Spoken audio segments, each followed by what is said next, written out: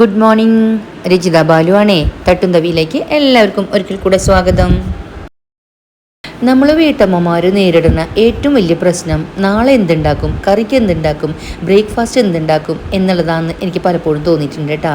അത് ശരിക്കും നമ്മുടെ ഉള്ളിൻ്റെ ഉള്ളിൽ നിന്ന് വരുന്ന ഒരുതരം ആവലാതികളാണ് അല്ലേ, അല്ലെങ്കിൽ വേവലാതികളാണ്, കൺഫ്യൂഷനുകളാണ്. നമ്മുടെ ഏറ്റവും പ്രിയപ്പെട്ടവർക്ക് അവർ ആഗ്രഹിക്കുന്ന പോലെയുള്ള ഏറ്റവും രുചിയായിട്ടുള്ള ഭക്ഷണം ഒരുക്കി കൊടുക്കാനുള്ള ആ ഒരു വ്യഗ്രതയുടെ ഭാഗമായിട്ടാണ് അങ്ങനെയൊക്കെ വരണേന്ന് എനിക്ക് തോന്നിയിട്ടുണ്ട് കേട്ടോ. അപ്പോഴേ ഇന്നത്തെ എൻ്റെ ദിവസവും അങ്ങനെയുള്ളതായിരുന്നു. അപ്പോൾ ഇന്ന് നമ്മൾ കുക്കിംഗ് വീഡിയോ ആണ് ചെയ്യണത്. നമുക്ക് നേരെ റെസിപ്പിയുടെ വീഡിയോയിലേക്ക് കിടന്നാലോ. ട്രോളിങ് നിരോധനമായതുകൊണ്ടേ നമുക്ക് മീനൊന്നും കിട്ടാനില്ല കേട്ടോ. ശരിക്കും മീൻ ഉണ്ടെങ്കിൽ നമ്മുടെ പണി എളുപ്പമാണെന്ന് എനിക്ക് പലപ്പോഴും തോന്നിയിട്ടുണ്ട്. അപ്പോൾ അങ്ങനെ കൺഫ്യൂഷൻ അടിച്ചിരിക്കുമ്പോഴാണ് എനിക്ക് തോന്നിയതേ, നമ്മുടെ പറമ്പിൽ നിറയെ മഷിത്തണ്ടിൻ്റെ ചെടിയുണ്ട്. പക്ഷെ ഒന്നിടവിട്ട ദിവസങ്ങളിൽ ഞാനത് പറിച്ചെടുത്ത് തോരൻ വെച്ച് കഴിക്കുന്നത് കൊണ്ട് ഇന്ന് അത്ര എടുക്കാനില്ല. എന്നാലും അല്പം എനിക്ക് കിട്ടിയിട്ടാ.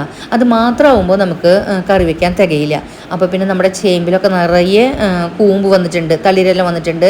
അപ്പോൾ ഒരു ചേമ്പിൻ്റെ തളിരലയും അതുപോലെ തന്നെ നമ്മളുടെ തണ്ടിൻ്റെ ആ വേര് മാത്രമേ ഞാൻ കളയാറുള്ളൂ. ആ ചെടിയും പിന്നെ വള്ളിച്ചീര ഉണ്ട് നമ്മുടെ അടുത്ത്. വള്ളിച്ചീരയുടെ വലിയൊരു തണ്ടും അതിൽ ഉള്ള ഇലകൾ കൊടുത്തു.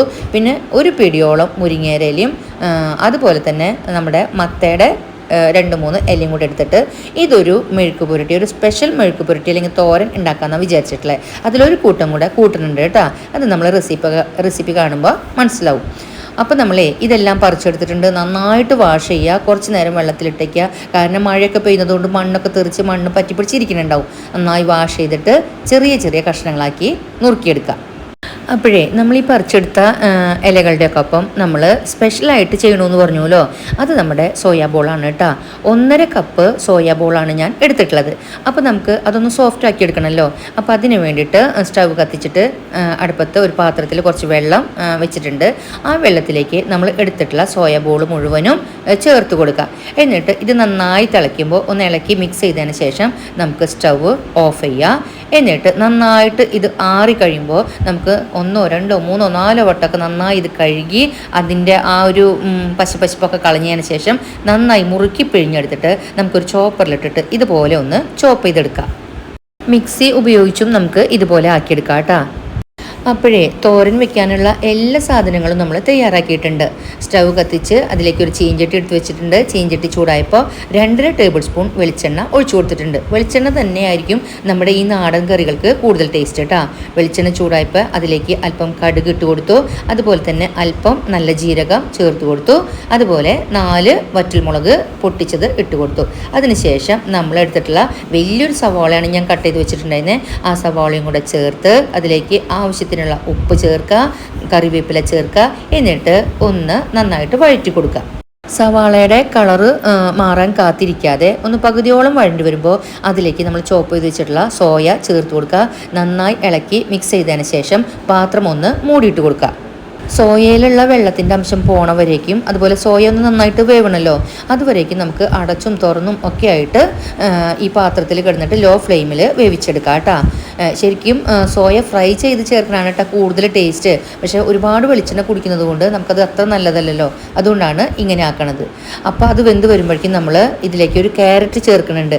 ക്യാരറ്റ് പച്ചമുളക് കട്ട് ചെയ്തതാണ് നേരത്തെ കാണിച്ചത്. അതുപോലെ ഇതാ മുരിങ്ങേര വൃത്തിയാക്കി എടുത്തിട്ടുണ്ട്. മറ്റ് ഇലകൾ കട്ട് ചെയ്ത് വെച്ചിട്ടുണ്ട്. അടച്ചും തുറന്നുമൊക്കെ ആയിട്ട് നമ്മുടെ സോയ ഏകദേശം അടുപ്പത്ത് 10 മിനിറ്റോളം ആയിട്ടുണ്ട് കേട്ടോ. ഒന്നും കൂടെ ഒക്കെ ഒന്ന് മിക്സ് ചെയ്യുക. എന്നിട്ട് നമുക്ക് ഇതിലേക്ക് പൊടികൾ ചേർത്ത് കൊടുക്കാം. എരിവൊക്കെ നമ്മുടെ ആവശ്യാനുസരണം കൂട്ടാട്ടോ, കൂട്ടുകയൊക്കെ കുറയ്ക്കുകയൊക്കെ ചെയ്യുക. ഞാനിതിലേക്ക് 1.5 സ്പൂണോളം മുളക് പൊടിയാണ് ചേർത്തിട്ടുള്ളത്. അതുപോലെ തന്നെ 1/4 സ്പൂണോളം മഞ്ഞൾപ്പൊടിയും. എന്നിട്ട് ചേർത്തതിന് ശേഷം നന്നായിട്ട് ഇളക്കി മിക്സ് ചെയ്ത് ഇതൊന്നും കൂടെ വഴറ്റി കൊടുക്കുക. അതിൻ്റെ ആ പച്ചമുളകൊന്ന് പോണ വരെ. പൊടികളുടെ പച്ചമുളകൊന്ന് പോയി കഴിഞ്ഞാൽ നമുക്ക് ഇതിലേക്ക് ചോപ്പ് ചെയ്ത് വെച്ചിട്ടുള്ള ഒരു ക്യാരറ്റും സ്ലൈസ് ചെയ്ത് വെച്ചിട്ടുള്ള 5 പച്ചമുളകും കൂടെ ചേർത്ത് നന്നായിട്ട് ഒന്നും കൂടെ മിക്സ് ചെയ്യുക. ഞാൻ 5 പച്ചമുളക് എടുത്തിട്ടുള്ളത്. അല്പം നല്ല ഒരു ചൊടിയുള്ള തോരനായിട്ടാണ് കേട്ടോ എടുക്കുന്നത്. ഒരു ക്യാരറ്റുമാണ് എടുത്തിട്ടുള്ളത്. നമുക്ക് സോയ വേണമെങ്കിൽ ഇത്ര എണ്ണം വേണമെന്നില്ല കേട്ടോ. ഒരു 6 7 അല്ലെങ്കിൽ മാക്സിമം 10 എണ്ണം ആയാലും മതി ഇത്രയും ഇലകൾക്ക് കേട്ടോ.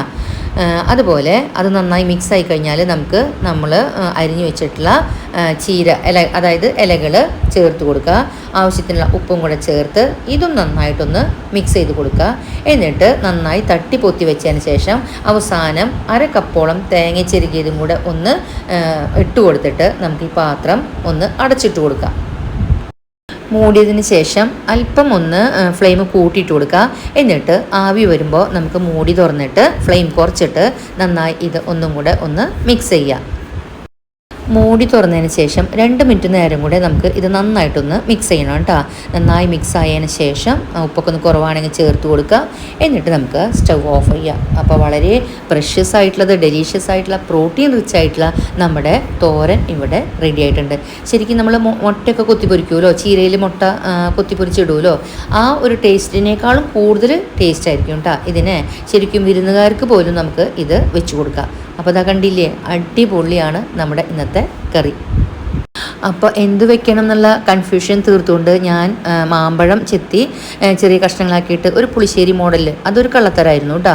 അങ്ങനെ ഒരു കറി, ഒഴിച്ച് കറി ഉണ്ടാക്കി. പിന്നെ നമ്മുടെ ഇന്നത്തെ ഈ സൂപ്പർ തോരനും ഉണ്ടാക്കി. പപ്പടം ഉണ്ട്, കൈപ്പയ്ക്ക കൊണ്ടാട്ടുണ്ട്, അച്ചാറുണ്ട്. ഇനി വേറെ എന്ത് വേണം? മീനും ഇറച്ചിയും അങ്ങ് മാറി നിൽക്കണം അല്ലേ. അടിപൊളിയായിരുന്നു ഇന്നത്തെ ലഞ്ച്. എല്ലാ പ്രാവശ്യവും പറയണ പോലെ വീണ്ടും വീണ്ടും പറയാണ്, സപ്പോർട്ട് ചെയ്യാൻ മറക്കരുത്. അടുത്ത വീഡിയോകളിലൂടെ ഇനിയും കാണാം. അതുവരേക്കും ചിൽഡ്രൻ ടേക്ക് കെയർ. ബൈ.